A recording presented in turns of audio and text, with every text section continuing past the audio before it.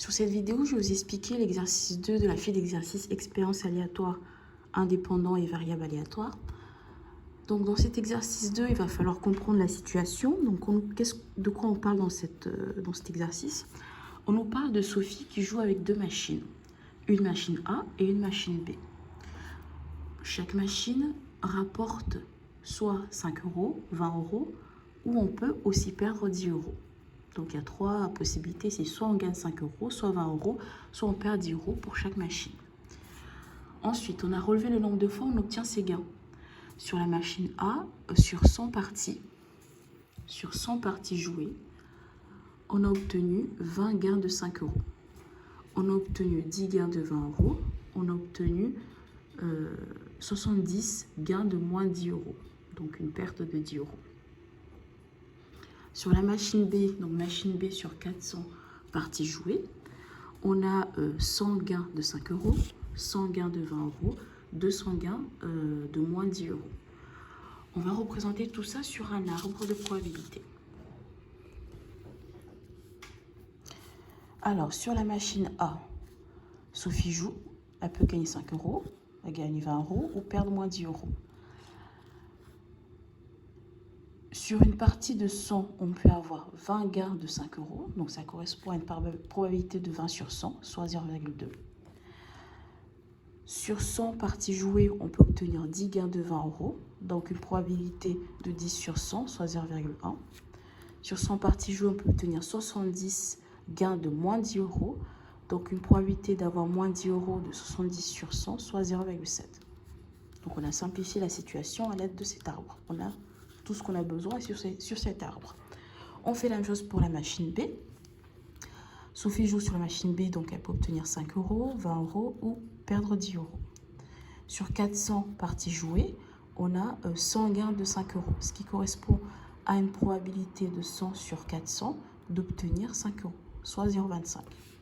Sur 400 parties jouées, on a 100 gains de 20 euros, donc on peut obtenir une probabilité. Donc la probabilité d'obtenir un gain de 20 euros, c'est 100 sur 400, soit 0,25. Pareil pour la perte de 10 euros.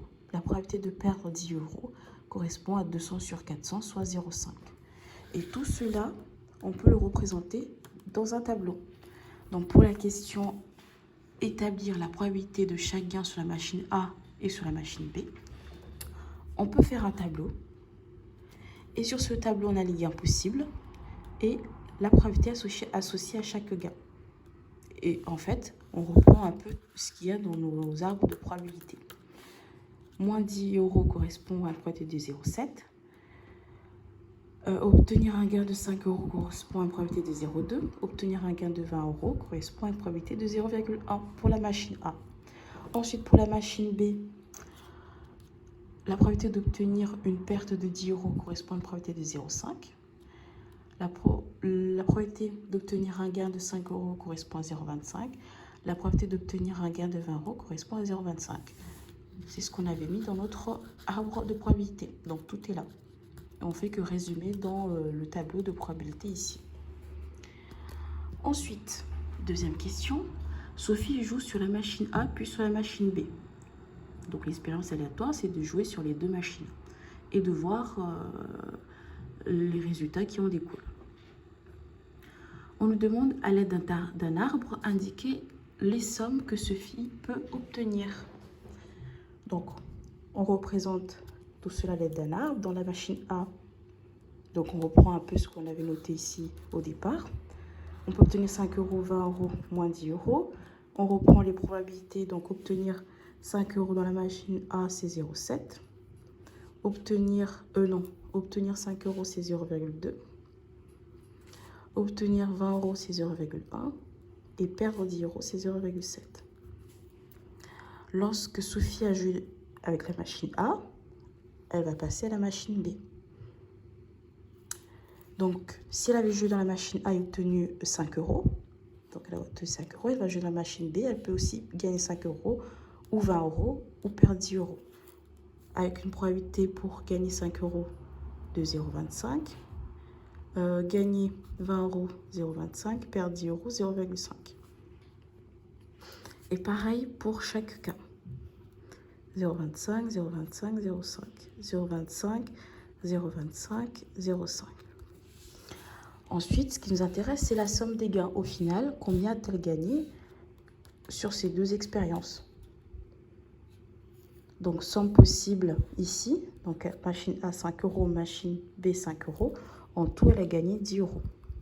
Machine A 5 euros, machine B 20 euros. En tout, elle a gagné 25 euros. Machine A 5 euros, machine B, elle a perdu 10 euros. Donc, en tout, elle a perdu 5 euros. Faire pareil pour chaque. Donc, ici, si elle gagne 20 euros, machine A, et elle gagne 5 euros, machine B, en tout, elle a gagné 25 euros. Elle gagne 20 euros, machine A, elle gagne 20 euros, machine B, en tout, elle a gagné 40 euros. Ainsi de suite. 20 euros moins 10 euros, donc gain. La somme à la fin, c'est 10 euros. Elle a perdu 10 euros, gagné 5 euros à la fin. Elle a perdu 5 euros.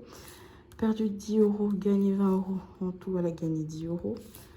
Perdu 10 euros, perdu 10 euros. En tout, elle a perdu 20 euros.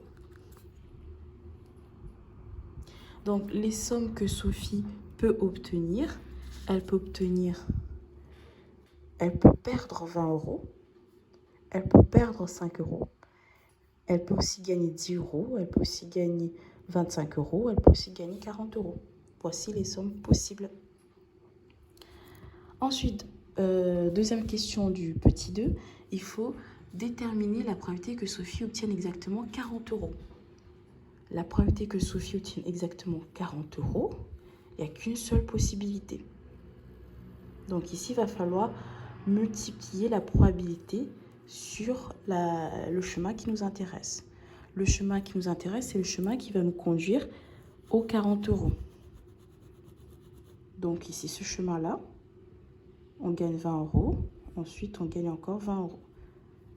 Et donc, on va multiplier la probabilité sur ces deux branches-là. Donc, la probabilité d'obtenir 40 euros, ça va être 0,1 fois 0,25.